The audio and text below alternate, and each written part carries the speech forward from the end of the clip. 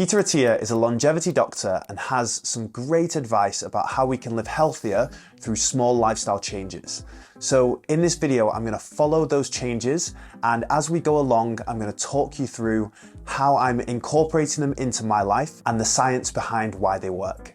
So let's get into this.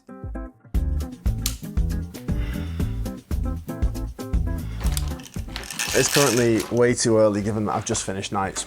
It's about 7 a.m. He gets up at 6, but I've just finished nights, so I wasn't doing that. And first of all, he does some urgent work in the morning. So I think the urgent work that we need to do here is just to explain a little bit more about Peter's ideology on longevity. So it all centers around this beautiful graph, and I absolutely love this. So what we have is health span on the y-axis, and we have lifespan on the x-axis. Lifespan's very simple. It's just a number of how old you are. But health span incorporates your whole life into that. So what is your quality of life? And as you can see on the graph, the standard health span starts really, really high when you're young, and then it goes down like this. And then as we get towards the end of our lives, all of modern medicine is based around trying to prolong our lifespan when our health span is basically at its worst. Here's the second line. Now, this line relies on you having a really healthy lifestyle. Peter Attia's principles try to push you from the original line to this line through diet, exercise, sleep, and through living a really healthy life. Through this video, I'm going to try and teach you some of the principles that will push you from the first line to the second. So, first one is exercise.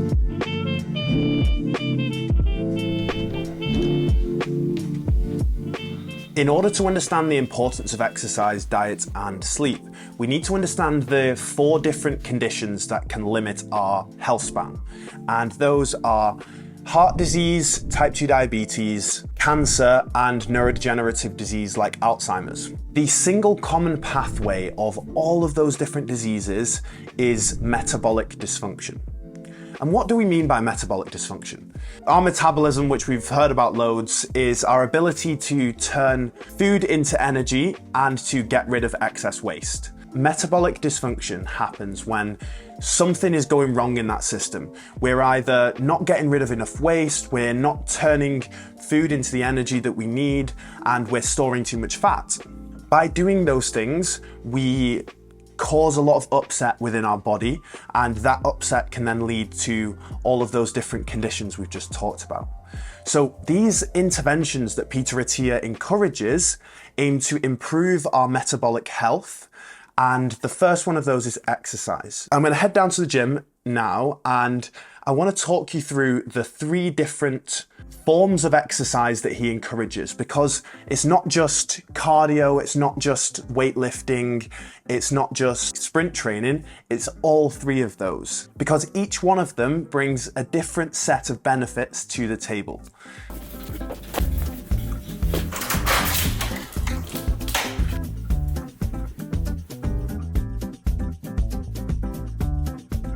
The first of them is zone 2 cardio, and he describes that as cardiovascular exercise that you're not able to talk at the pace that you're running or cycling at. So that's the easiest way to define it, in my opinion. And so I did that in cycling because Peter Attia says that one of the main forms of cardio that he does is cycling. The second aspect was VO2 max training, which this is like sprint training that aims to get your heart rate skyrocketing up, and it's not sustainable over time. So you will probably do stints of about 3 to 8 minutes of VO2 max training. So I decided to do that on the rower, and oh my God, it absolutely killed me.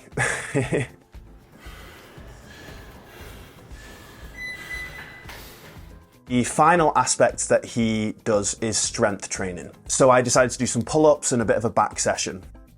Now I just want to explain how he incorporates that into his weekly routine, because I think that's quite important. How do you schedule these things in? So he would usually tend to do about 4 strength training sessions a week and 3 cardio sessions with 1 to 2 VO2 max sessions.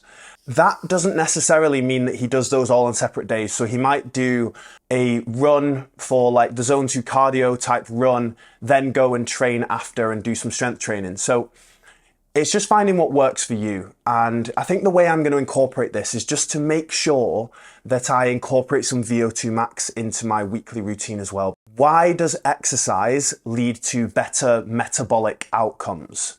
And there are two main reasons for that. As you build muscle, you increase the insulin sensitivity of the muscle. The most important part of blood sugar regulation is having muscles that are big enough to put the glucose into and that are insulin sensitive enough to respond to the signal of insulin. So the second aspect is that as we get older, lean muscle mass is incredibly important for stability on our feet. If we increase our muscle mass when we're young, we've got way more muscle to lose as we get older, which means we'll be more stable on our feet, less likely to fall, and that's going to lead to better outcomes as we get older.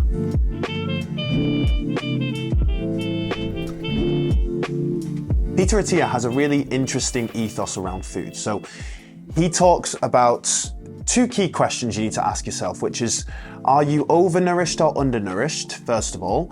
And are you adequately muscled or undermuscled? Based on that, he then puts you into one of the 4 quadrants of this matrix. And based on where you are in the matrix, that might determine what diet you want to adopt and what exercise regime you want to adopt. Most people, he says, fall into the overnourished category. He says if you want to lose weight, you need to restrict your calories, and there are 3 different ways to do that. The first one is time restriction, which is like intermittent fasting. You only eat at certain times of day. And the second one is dietary restriction, which is you're going to cut out certain types of food. The third one is caloric restriction, which just relies on you restricting your calories rather than certain types of food or timings. There's always a lot of tension around these diets, and this one's better than this one. Intermittent fasting is so much better than cutting out different food types. Whereas Peter Attia's ethos is that just use the one that works for you. The other main thing that he talks about is the different components of food. So it's not just about calories, it's not just about time restriction, but it's about the quality of the diet that you're putting in. So Peter Attia is very bullish on making sure that you get enough protein in your diet. And what is enough protein? Well, he defines it as 2 grams per kilogram of weight. So I weigh about 85 kilograms, so that's 170 grams of protein that I should get in a day. For some reason I decided to put everything on plates in front of me. The important thing to mention here is that all fats aren't equal, all proteins aren't equal, and all carbs aren't equal. To illustrate that, you've got fats in chocolate and you've got fats in nuts and in avocados. But the fatty acids that you get from avocados are omega-3 and omega-6 fatty acids, which are fundamental for brain function. So those are going to be much better fats to have in your diet than chocolate is. Even though I'm going to still eat chocolate because I absolutely adore it. I'm probably going to melt this dairy milk down straight after I speak to you and eat it. So, I think it's important that we can't be too strict around diet that you no longer enjoy it. I think it's really important to have a sustainable diet. So finding some balance of which of these foods can you really enjoy and they're healthy as well. The final thing that I want to talk about that is really important is sleep. But before that, I just want to talk to you about short form. When I was making this video, I didn't want to read Peter Attia's full book, but I used the short form summary to get a quick idea of all of his principles and alongside some podcasts and other things that I listen to. Short form's really useful for getting quick summaries of books that you probably don't want to read all of. So that's what I use it for. And if you use shortform.com/Jack, you can get a 5-day free trial and 20% off the annual subscription. So check it out if you think that sounds good. Okay, so we're now at the end of the day and I'm very tired.